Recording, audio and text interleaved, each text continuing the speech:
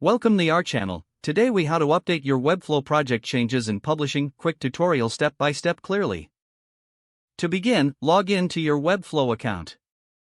Navigate to the project you want to update. Open the designer view from the project dashboard. Make the necessary changes to your website. This may include editing text, images, or layout. Ensure all design elements are as you want them. Once you've made your changes, click on the Publish button. You can find this button in the top right corner of the designer. After clicking Publish, select the domains you want to update. If you're using a custom domain, ensure it is selected. Click Publish to selected domains to confirm. Wait for the publishing process to complete.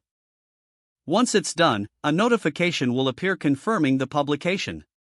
Check your live website to see the changes in action. Refresh the page if necessary to view the latest updates. If you encounter any issues, return to the designer to troubleshoot. You can always republish if additional changes need to be made.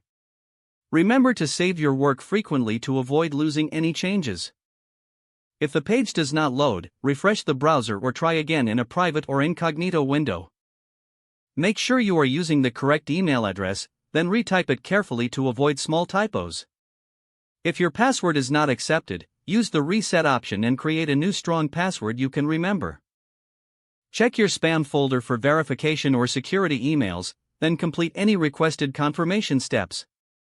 Enable two-factor authentication if available to improve account security and reduce unauthorized access risk. After signing in, review your profile details so your contact information and settings are accurate and current. If you see an error message, note it down and try again after restarting your device and internet connection. Log out when you finish, especially on shared devices, to keep your account and payment information secure. If the page does not load, refresh the browser or try again in a private or incognito window.